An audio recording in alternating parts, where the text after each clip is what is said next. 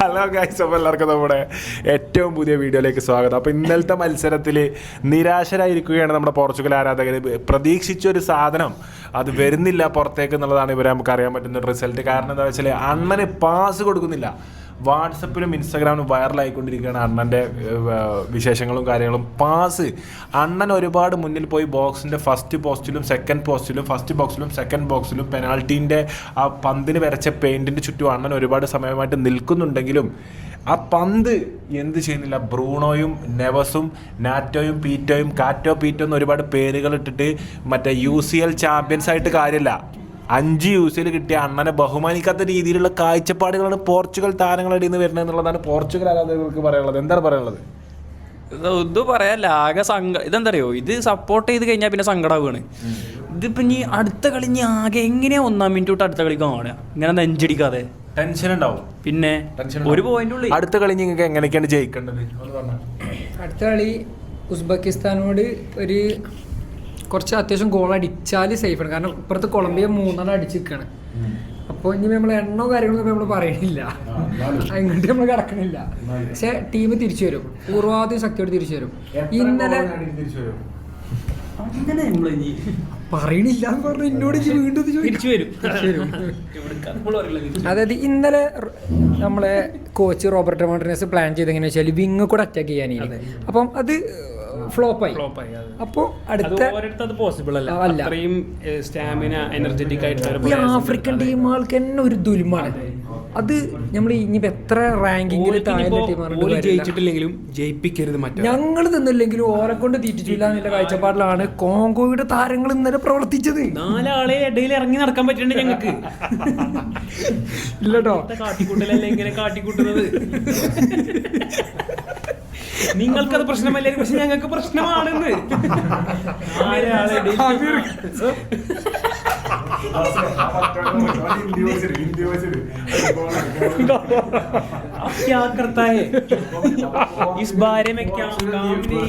കപ്പിന്റെ സമയം മുതൽ कुछ भी बोलो, मेरे को कोई मुश्किल नहीं है. मैं रोनाल्डो को प्यार करता हूँ. उसको फैमिली के बारे में किसी को बात करेगा तो मैं नहीं छोड़ूंगा. वही है, ग्रुप का रूल भी वही है. कितना दफा बोला, तुम्हारे दोस्तों को लेके आओ, कोई मुश्किल नहीं है. डिबेट करता हूँ. कितना साल से ये ग्रुप में डिबेट चलता हूँ. अभी तक ऐसा कुछ भी इंसिडेंट नहीं हुआ अभी तक. സോറി, ഇത് മലയാളം ഗ്രൂപ്പ് ആയിരുന്നു, നോർത്ത് ഇന്ത്യൻ ഗ്രൂപ്പ് ആണെന്ന് കരുതി. സോറി.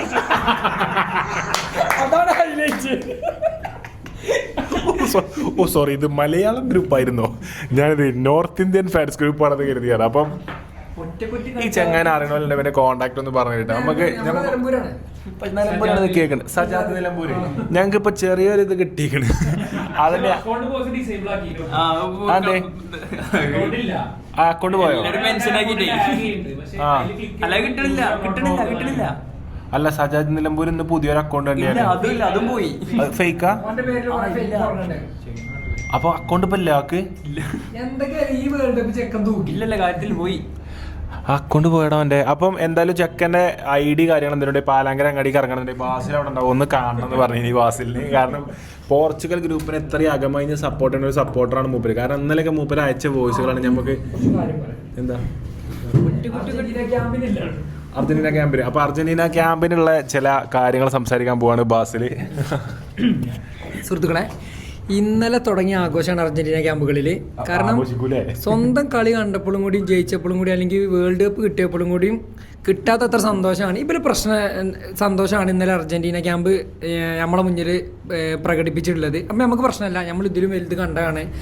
ഇതിൽ വലിയ റിവെഞ്ചുകൾ നമ്മൾ കണ്ടിരിക്കണേ. അത് ക്ലബ്ബുകളൊക്കെ ആണെങ്കിൽ നിങ്ങൾക്ക് എല്ലാ ടീമിൻ്റെയും കോച്ചുകളോടും മറ്റു പല ടീമുകളോടൊക്കെ ചോദിച്ചാൽ മനസ്സിലാവും. റിവെഞ്ചുകൾ നമ്മളെന്നും ഏറ്റെടുത്തിട്ടുള്ളൂ, നമ്മൾ കണ്ടിട്ടുമുണ്ട്.